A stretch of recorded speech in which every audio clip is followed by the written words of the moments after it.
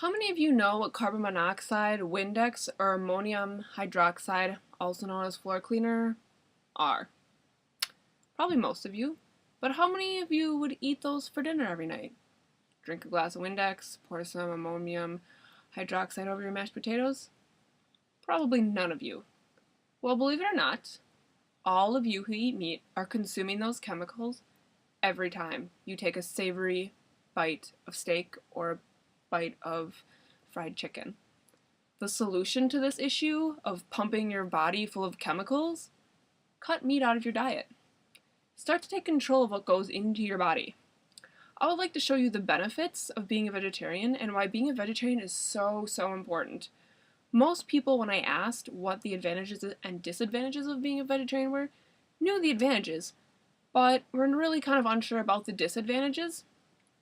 However, there really aren't that many disadvantages. The advantages, like most people stated, were eating fresh vegetables, fresh fruits, getting a really healthy diet full of fiber and protein.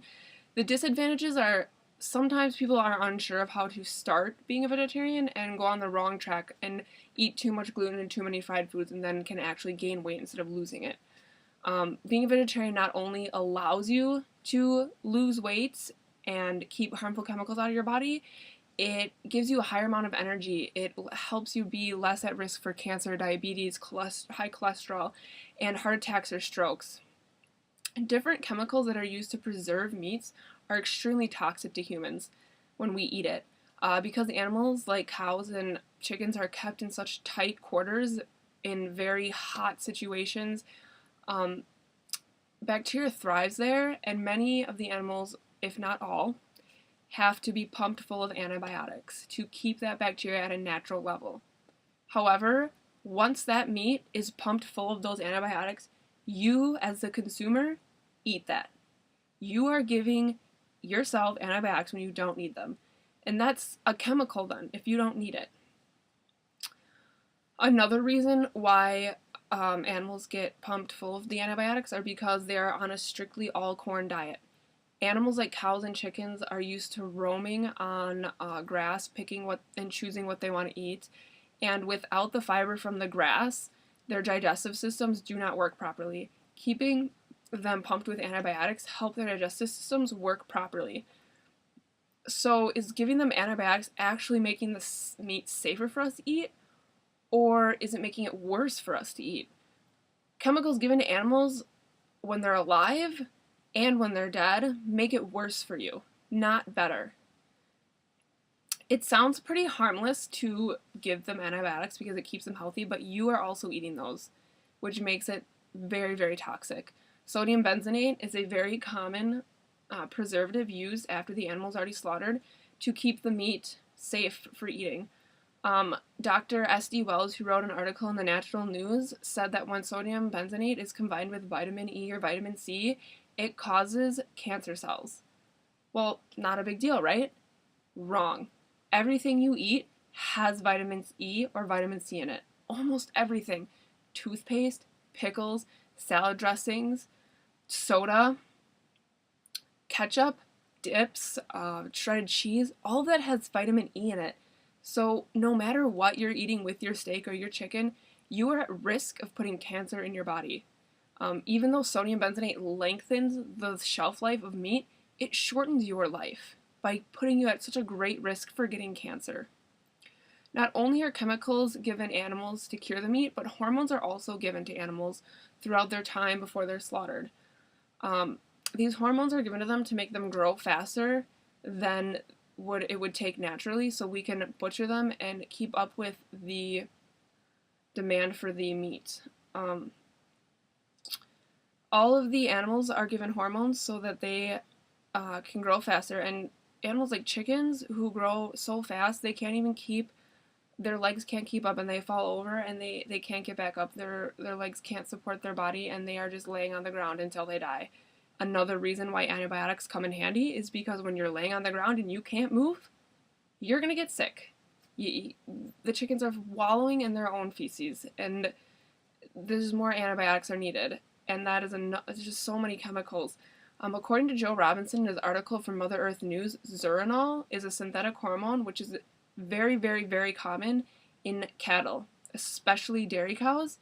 It is given to them so that they all have their calves at the same time so that they can keep up with the milk production.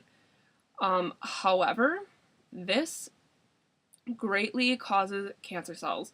When it's mixed, when cancer cells are mixed with the zeranol, it produces tumors and cancer. But this is found in every single meat that we eat, and it's safe for us, according to the USDA.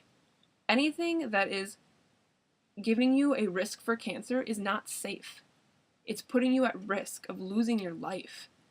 Avoiding these chemicals and hormones will greatly affect your life in a positive way.